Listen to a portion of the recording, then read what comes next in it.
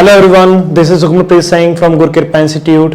ਅੱਜ ਤੁਹਾਡੇ ਨਾਲ ਮੈਂ ਰਾਈਟਿੰਗ ਦੀ ਕਲਾਸ ਲੈ ਕੇ ਆਇਆ। ਚਲੋ ਜੀ ਟਾਸਕ 2 ਕਰਦੇ ਹਾਂ। ਰਾਈਟਿੰਗ ਟਾਸਕ ਦਾ ਟਾਸਕ 2 ਤੁਹਾਨੂੰ ਮੈਂ ਆਲਰੇਡੀ ਦੱਸ ਚੁੱਕਿਆ ਕਿ ਟਾਸਕ 2 ਦੀ ਵਰਡ ਲਿਮਿਟ 250 ਆ ਐਂਡ ਮੈਕਸਿਮਮ 280 ਐਂਡ ਤੁਹਾਨੂੰ ਮੈਂ ਆਲਰੇਡੀ ਦੱਸ ਚੁੱਕਿਆ ਕਿ 280 ਕਾਹਤੋਂ ਲਿਖਦੇ ਆ ਐਂਡ ਉਹਨੂੰ ਟਾਈਮ ਆਪਾਂ 40 ਮਿੰਟਸ ਲਾਉਂਦੇ ਆ ਜਿਹੜਾ ਕਿ ਬਹੁਤ ਸਫੀਸ਼ੀਐਂਟ ਆ।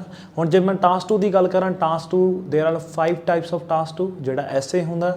ਜੇ ਮੈਂ ਕਾਊਂਟ ਕਰਾਂ, first one is agree disagree, second one is both views, third one is problem and solution, fourth one is advantage and disadvantage and fifth one is two part questions।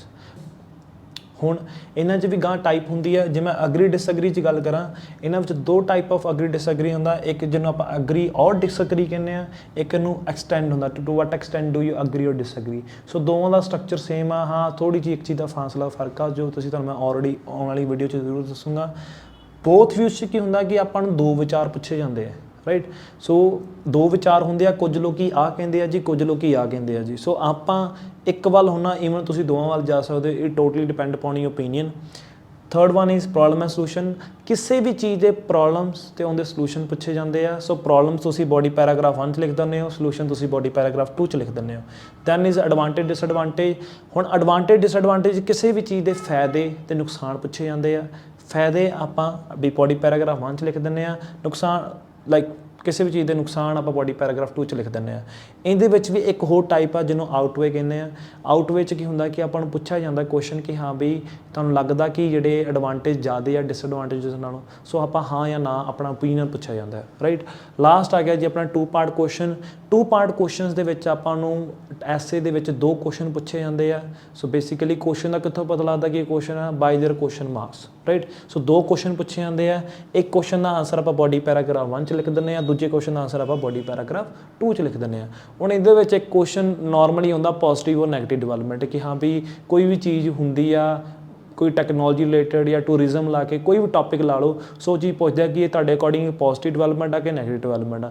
ਜੇ positive development ਆ ਤਾਂ ਕਿਉਂ positive development ਆ, ਜੇ negative ਆ ਤਾਂ ਕਿਉਂ ਆ। ਸੋ ਪੋਜ਼ੀਟਿਵ ਦੇ ਆਪਾਂ ਰੀਜ਼ਨ ਬੋਡੀ ਪੈਰਾਗ੍ਰਾਫਸ ਲਿਖ ਦਿੰਦੇ ਹਾਂ and as well as negative ਦੇ ਆਪਾਂ ਲਿਖ ਦਿੰਦੇ ਹਾਂ। So that's all about the types of task 2।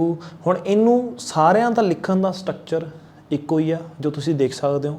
ਇਹਨਾਂ ਸਾਰਿਆਂ ਨੂੰ ਆਪਾਂ ਇੱਕੋ ਸਟਰਕਚਰ ਦੇ ਵਿੱਚ ਲਿਖਦੇ ਹਾਂ। First one is intro, second one is body paragraph 2 and the last one is conclusion। ਕਿ ਕਨਕਲੂਜਨ ਇਸ ਸਾਰਿਆਂ ਨੂੰ ਇੱਕੋ ਸਟਰਕਚਰ ਦੇ ਵਿੱਚ ਲਿਖਦੇ ਹਾਂ। ਕਈ ਬੱਚੇ ਕਰਦੇ ਆ ਜੀ ਹਾਂਜੀ 5 ਪੈਰਾਗ੍ਰਾਫਸ ਬਣਾ ਲਈਏ, 6 ਪੈਰਾਗ੍ਰਾਫ ਬਣਾ ਲਈਏ, 3 ਪੈਰਾਗ੍ਰਾਫਸ ਬਣਾ ਲਈਏ। ਡੀਅਰ ਮੈਂ ਤੁਹਾਨੂੰ ਇੱਕ ਗੱਲ ਦੱਸਣਾ ਕਿ ਆਇਲ ਸੁਜੈਸਟ ਕਰਦਾ ਕਿ ਤੁਸੀਂ 4 to 5 ਪੈਰਾਗ੍ਰਾਫਸ ਦੇ ਵਿੱਚ ਐਸੇ ਲਿਖੋ। ਸੋ ਕੋਸ਼ਿਸ਼ ਇਹੀ ਕਰੋ ਕਿ ਮੈਂ ਤੁਹਾਨੂੰ ਇਹੀ ਸੁਜੈਸਟ ਕਰੂੰਗਾ ਕਿ ਤੁਸੀਂ 4 ਪੈਰਾਗ੍ਰਾਫਸ ਦੇ ਵਿੱਚ ਆਪਦਾ ਕੰਪਲੀਟ ਕਰੋ। ਐਂਡ ਆਉਣ ਵਾਲੇ ਸਮੇਂ ਦੇ ਵਿੱਚ ਮੈਂ ਤੁਹਾਨੂੰ ਇਹ ਵੀ ਦੱਸੂੰਗਾ ਕਿ ਕਿਉਂ ਆਪਾਂ 4 ਪੈਰਾਗ੍ਰਾਫਸ ਬਣਾਉਣੇ ਆ, 5 ਪੈਰਾਗ੍ਰਾਫਸ ਨਹੀਂ ਬਣਾਉਣੇ, ਜਿਹਦੇ ਨਾਲ ਤੁਹਾਨੂੰ ਪਤਾ ਲੱਗੂਗਾ ਕਿ ਹਾਂ ਵੀ ਇਹ ਲੌਜਿਕ ਹੈਗਾ ਕਿ ਨਹੀਂ ਹੈਗਾ। ਬਿਨਾਂ ਲੌਜਿਕ ਨਾਲ ਮੈਂ ਗੱਲ ਨਹੀਂ ਕਰਦਾ, ਰਾਈਟ। ਹੁਣ ਆ ਜੀ ਆਪਾਂ ਇੰਟਰੋ ਦੇ ਵਿੱਚ। ਹੁਣ ਇੰਟਰੋ ਦੇ ਵਿੱਚ ਆਪਾਂ ਕਿਹੜੀ ਚੀਜ਼ਾਂ ਕਰਨੀਆਂ ਜਿਹਦੇ ਨਾਲ ਆਪਣਾ ਇੰਟਰੋ ਵਧੀਆ ਹੋਵੇ, ਆਪਾਂ ਸਟੇਟ ਵਧੀਆ ਹੋਵੇ, ਇੰਟਰੋ ਦੇ ਵਿੱਚ ਕੋਈ ਵੀ ਗਲਤੀ ਨਾ ਹੋਵੇ ਐਂਡ ਆਪਣਾ ਫਸਟ ਇੰਪਰੈਸ਼ਨ ਬਹੁਤ ਵਧੀਆ ਹੋਵੇ। ਹੁਣ ਜੇ ਮੈਂ ਗੱਲ ਕਰਾਂ, ਹਰ ਇੱਕ ਈਵਨ ਮੈਂ ਪੰਜਾਬ ਦੇ ਹਰ ਇੱਕ ਸੈਂਟਰ 'ਚ ਦੇਖਾਂ ਬੱਚੇ ਨੂੰ ਇਹ ਸਿਖਾਇਆ ਜਾਂਦਾ ਕਿ ਤੁਸੀਂ ਜਦੋਂ ਇੰਟਰੋ ਸਟਾਰਟ ਕਰਦੇ ਹੋ, ਇੰਟਰੋ ਤੁਸੀਂ ਸਟਾਰਟ ਕਰਿਓ ਵਿਦ ਹੁੱਕ ਲਾਈਨ, ਜਿਹਨੂੰ ਦੂਜੀ ਤਰੀਕੇ ਨਾਲ ਦੂਜੀ ਵਰਡਿੰਗ ਦੇ ਵਿੱਚ ਉਹਨੂੰ ਜਰਨਲ ਲਾਈਨ ਵੀ ਬੋਲ ਦਿੰਦੇ ਆ। ਸੋ ਮੈਂ ਤੁਹਾਨੂੰ ਇਹੀ ਸੁਜੈਸਟ ਕਰੂੰਗਾ ਤੁਸੀਂ ਹੁੱਕ ਲਾਈਨ, ਜਰਨਲ ਲਾਈਨ ਨੂੰ ਅਵੋਇਡ ਕਰੋ। ਡੀਅਰ ਜੇ ਤੁਸੀਂ ਈਵਨ ਗੂਗਲ ਸਰਚ ਕਰਿਆ, ਗੂਗਲ ਦੇ ਵਿੱਚ ਤੁਸੀਂ ਆਪ ਖੁਦ ਦੇਖਿਆ ਜਾਏ ਕਿ what are the requirements of introduction of task 2। So task 2 the introduction the Ki requirement ਆ? ਦੇਰ R only 3 things are given. First one is rephrase, second one is opinion line ਜਿਹਨੂੰ ਆਪਾਂ thesis line ਵੀ ਬੋਲ ਦਿੰਦੇ ਹਾਂ, and last one is outline। there is no need to write journal line or hook line, ਠੀਕ ਹੈ ਜੀ। Hook line ਲਿਖਣ ਦਾ ਕੋਈ ਵਾਧਾ ਨਹੀਂ ਗਾ। ਬੜੇ ਬੱਚੇ ਆ ਉਹ ਈਵਨ ਰੈਦਰ ਦੈਨ ਰੀਫਰੇਸ ਕਰਨ ਦੇ ਬਜਾਏ ਹੁੱਕ ਲਾਈਨ 'ਤੇ ਬਹੁਤ ਪ੍ਰੈਸ਼ਰ ਲਾਈਕ ਪੂਰਾ ਫੋਕਸ ਕਰਨਗੇ ਕਿ ਮੇਰੀ ਹੁੱਕ ਲਾਈਨ ਵਧੀਆ ਹੋਵੇ। ਐਂਡ ਕਈ ਇੰਸਟੀਟਿਊਟ ਇਹੋ ਜਿਹੇ ਨੇ ਜਿਹੜੇ ਕੀ ਕਹਿੰਦੇ ਆ ਕਿ ਤੁਸੀਂ ਹੁੱਕ ਲਾਈਨ ਉਹ ਲਿਖਾ ਦਿੰਦੇ, ਬੱਚੇ ਨੂੰ ਰੱਟਾ ਮਰਾਉਂਦੇ ਆ। ਸੋ ਇਹ ਚੀਜ਼ਾਂ ਨਾ ਕਰੋ, ਠੀਕ ਹੈ ਜੀ। ਜੇ ਤੁਹਾਡੇ ਤੋਂ ਇਹ ਚੀਜ਼ਾਂ ਕਰਾਉਂਦੇ ਪਏ, it means they are giving you sum wrong information, wrong guidance. So hook line ਨਾ ਲਿਖੋ, ਸਟ੍ਰੇਟ ਟੂ ਦਾ ਫਾਰਵਰਡ ਤੁਸੀਂ ਰੀਫਰੇਸ ਕਰੋ।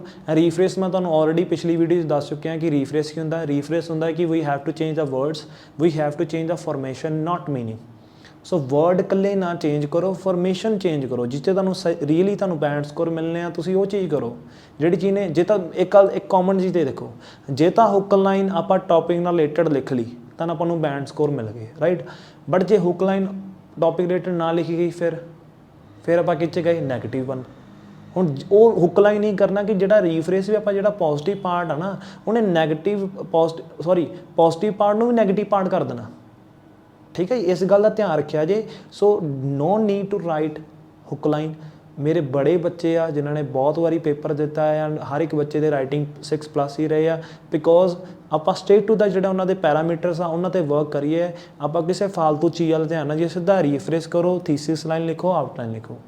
ਰਾਈਟ, ਹੁਣ ਤੁਹਾਨੂੰ ਓਪੀਨੀਅਨ ਥੀਸਿਸ ਲਾਈਨ ਪਤਾ ਲੱਗ ਗਈ ਹੋਣੀ ਕਿ ਆਪਾਂ ਓਪੀਨੀਅਨ ਦਿੰਦੇ ਹਾਂ ਕਿ ਸਪੋਜ਼ ਜਿਵੇਂ ਆਪਾਂ ਨੂੰ ਅਗਰੀ ਡਿਸਅਗਰੀ ਐਸੇ ਆਇਆ। ਰਾਈਟ, ਸੋ ਕਿਸੇ ਚੀਜ਼ ਨਾਲ ਆਪਾਂ ਸਹਿਮਤ ਹੁੰਦਾ ਅਤੇ ਕਿਸੇ ਚੀਜ਼ ਨਾਲ ਸਹਿਮਤ ਨਹੀਂ ਹੋਣਾ ਪੈਂਦਾ। ਰਾਈਟ, ਸੋ ਜੇ ਆਪਾਂ ਸਹਿਮਤ ਹੋਏ ਹਾਂ ਤਾਂ ਆਪਾਂ ਅਗਰੀ ਆਪਣੀ ਓਪੀਨੀਅਨ ਲਾਈਨ 'ਚ ਆਪਾਂ ਲਿਖਦੇ ਹਾਂ I agree with the statement ਜਾਂ ਆਈ ਡਿਸਐਗਰੀ ਵਿਦ ਦ ਸਟੇਟਮੈਂਟ। ਉਹ ਆਪਣੀ ਓਪੀਨੀਅਨ ਲਾਈਨ ਹੁੰਦੀ ਹੈ, ਬਹੁਤ ਸਿੰਪਲ ਹੁੰਦਾ, ਇਹਦੇ ਵਿੱਚ ਕੋਈ ਰੋਕਟ ਸਾਇੰਸ ਨਹੀਂ ਆ, ਬਹੁਤ ਸਿੰਪਲ ਆ, ਲਿਖੋ ਤੁਸੀਂ।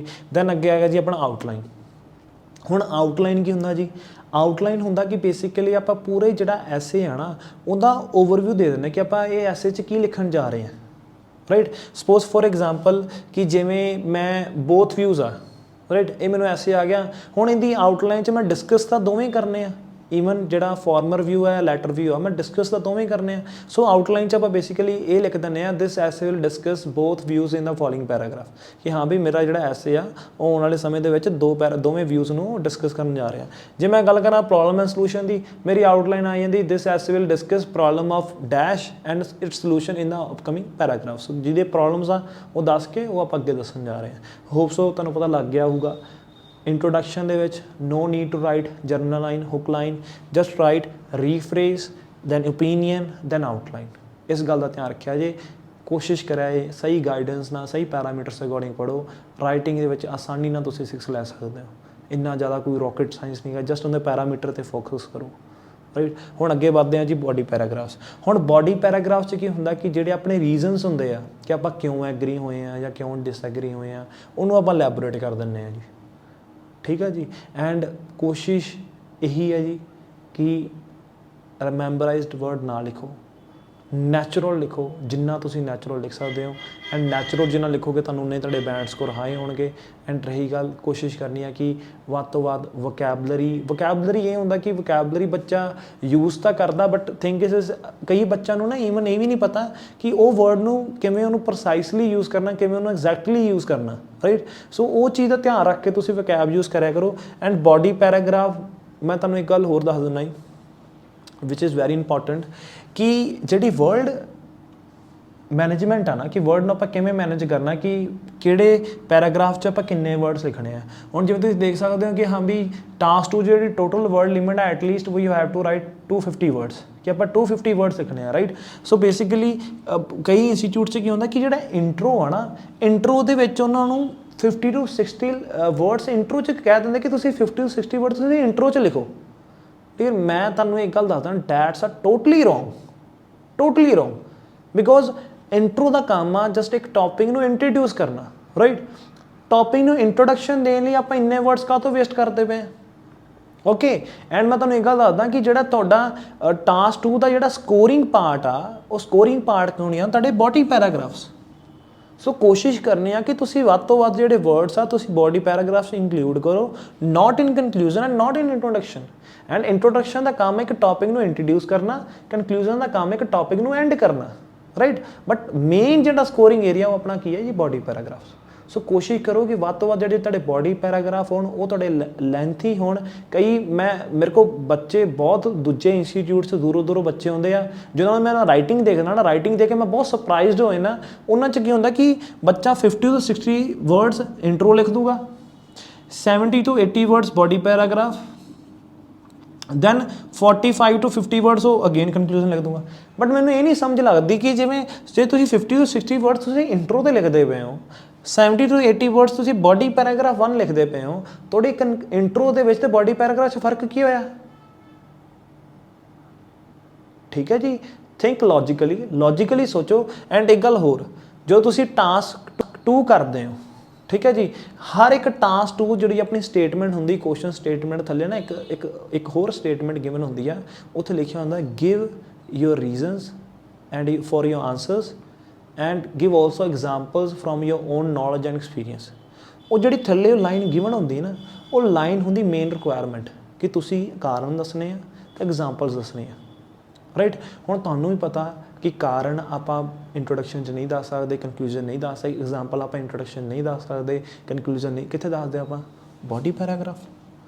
सो जिहड़ी वो राइटिंग टास्क दी मेन रिक्वायरमेंट आ ना उहदे ते फोकस करो कि फोकस की है कि मेरा स्कोरिंग पार्ट किहड़ा है, रैदर दैन जर्नल लाइन रट्टा मारन दे बजाए, हुक लाइन रट्टा मारन दे बजाए कोशिश करा करो कि बॉडी पैराग्राफ नूं फोकस करो, पॉइंट नूं चंगी तरह एलैबोरेट करो, उन्होंने एक्सटेंड करो, उन्होंने रैलेवेंसी च करो ताकि तुहानूं वध तो वध बैंड स्कोर मिले, रैदर दैन हुक लाइन जिदा कोई आपां नूं बेनीफिट मिलना नहीं, राइट। एंड मैं हमेशा यही सुजैसट करना ਜਿਹੜੇ ਬੱਚੇ ने 6 या 6.5 ਲੈਣੇ ਆ ਉਹਨੂੰ ਕੋਈ ਲੋੜ ਨਹੀਂ ਹੁੱਕ ਲਾਈਨ ਦੀ, there is no need of hook line. हाँ ਜੇ ਆਪਾਂ 7+ ਲਈ ਸੋਚ ਰਹੇ ਆ ਰਾਈਟਿੰਗ ਦੇ ਵਿੱਚ, ਹਾਂ there is always a usage of hook line, ਉਹਦੇ ਵਿੱਚ ਜਰਨਲ ਲਾइन ਦੀ ਐਡਅਪ ਦੀ ਕਰਨੀ ਲੋੜ ਪੈਂਦੀ ਆ, otherwise there is no need of hook line, right. हाँ जी बॉडी पैराग्राफ तुहानूं पता लग गए, बॉडी पैराग्राफ्स बहुत स्कोरिंग पार्ट आ, इस गल का ध्यान रखिया जी। एंड गलत गाइडेंस का अगेन शिकार ना होया जी।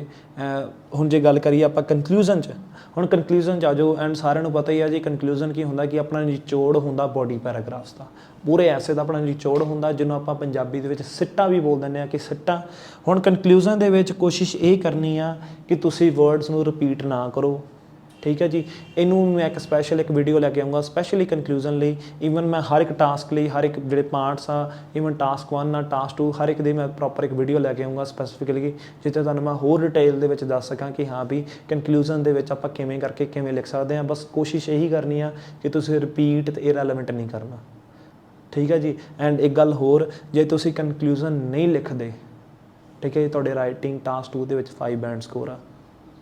जे तुसी कंक्लूजन लिखते हो एंड कंक्लूजन तुहाडा इरैलेवेंट हो जाता या रैपीटेटिव हो जाता। इरैलेवेंट मीनस टू से कि भाई मैं बॉडी पैराग्राफ च कुछ होर लिखिया, कंक्लूजन च मैं कुछ होर लिखता, ओके, वो तुहाडा इरैलेवेंट हो जाता। जे तुसी रैपीटेशन की गल करो कि जिहड़े तुसी बॉडी पैराग्राफ च पॉइंट्स लिखे सेम वर्ड्स चक के तुसी कंक्लूजन लिखते, ਉਹ ਕਿੰਚਾ ਹੈ ਜੀ ਰੈਪੀਟੀਸ਼ਨ। ਸੋ ਦੋਵੇਂ ਚੀਜ਼ਾਂ ਨਹੀਂ ਹੋਣੀਆਂ ਚਾਹੀਦੀਆਂ। ਤੁਸੀਂ 7 ਲੈਣਾ ਚਾਹੁੰਦੇ ਹੋ ਬਟ ਜੇ ਕਨਕਲੂਜਨ ਲਿਖਦੇ ਹੋ ਤੁਹਾਡਾ ਗਲਤ ਆ, ਫਿਰ ਵੀ ਤੁਹਾਡੇ 6 ਬੈਂਡ ਸਕੋਰ ਆ, ਤੁਹਾਡੇ 6 ਫਿਰ ਵੀ ਕਿਤੇ ਨਹੀਂ ਗਏ। ਸੋ ਬਹੁਤ ਸੌਖਾ ਆ ਰਾਈਟਿੰਗ ਦੇ ਵਿੱਚ 6 ਬੈਂਡ ਸਕੋਰ ਲੈਣਾ। ਤੁਸੀਂ ਮੇਰਾ ਗੁਰਕਿਰਪਾ ਇੰਸਟੀਚਿਊਟ ਜਿਹੜੇ ਮੇਰੇ ਇੰਸਟਾਗ੍ਰਾਮ ਪੇਜ ਆ ਉਹ ਕੈਪਸ਼ਨ ਦੇ ਵਿੱਚ ਲਿੰਕ ਪਾਇਆ, ਤੁਸੀਂ ਉੱਥੇ ਜਾ ਕੇ ਮੇਰੇ ਰਿਜ਼ਲਟ ਦੇਖ ਸਕਦੇ ਹੋ। ਐਂਡ ਤੁਸੀਂ ਦੇਖ ਸਕਦੇ ਹੋ ਕਿ ਹਰ ਇੱਕ ਬੱਚੇ ਦਾ ਕਿੰਨੇ ਵਾਰ ਬੱਚਿਆਂ ਨੇ ਪੇਪਰ ਦਿੱਤਾ ਸੀ। ਫਾਈਨਲੀ ਜਦੋਂ ਮੇਰੇ ਕੋਲ ਆਏ ਮੈਂ ਉਹਨਾਂ ਨੂੰ ਵਧੀਆ ਟਿਪਸ ਐਂਡ ਟ੍ਰਿਕਸ ਦੱਸੀਆਂ। Even reading, writing, speaking, listening ਤਾਂ ਚਲੋ ਬਹੁਤ ਈਜ਼ੀ ਮੋਡਿਊਲ ਆ, ਬੱਚਾ ਟਾਈਮ ਟੂ ਟਾਈਮ ਬੱਚੇ ਦੀ ਲਾਈਕ ਇੰਪਰੂਵਮੈਂਟ ਹੁੰਦੀ ਰਹਿੰਦੀ ਹੈ। ਬਟ ਮੈਂ ਤੁਹਾਨੂੰ ਫਿਰ ਗੱਲ ਦੱਸਦਾ ਕਿ IELTS is all about technique and hard work. So technique ਤੁਹਾਡੀ ਬਿਲਕੁਲ ਸਹੀ ਹੋਣੀ ਚਾਹੀਦੀ ਆ। ਤੁਹਾਨੂੰ ਪਤਾ ਹੋਣਾ ਚਾਹੀਦਾ ਕਿ ਹਾਂ ਵੀ ਮੇਰਾ ਸਕੋਰਿੰਗ ਏਰੀਆ ਕਿਹੜਾ ਆ, ਸਕੋਰਿੰਗ ਏਰੀਆ ਜਿਹੜਾ ਨਹੀਂ ਕਿਹੜਾ ਨਹੀਂ ਆ, ਤਾਂ ਕਿ ਤੁਸੀਂ ਉਹ 'ਤੇ ਫੋਕਸ ਕਰ ਸਕੇ, ਤੁਹਾਡੇ ਈਜ਼ੀਲੀ ਤੁਹਾਡੇ ਬੈਂਡ ਸਕੋਰ ਆ ਸਕਦੇ ਆ। ਹੋਪ ਸੋ ਤੁਹਾਨੂੰ ਇਹ ਵੀਡੀਓ ਚੰਗੀ ਲੱਗੀ ਹੋਊਗੀ। ਜੇ ਤੁਹਾਨੂੰ ਵੀਡੀਓ ਚੰਗੀ ਲੱਗੀ ਆ ਚੈਨਲ ਨੂੰ ਜ਼ਰੂਰ ਸਬਸਕ੍ਰਾਈਬ ਕਰਿਆ ਜੇ ਐਂਡ ਵੱਧ ਤੋਂ ਵੱਧ ਸ਼ੇਅਰ ਕਰਿਆ ਜੇ। Thank you.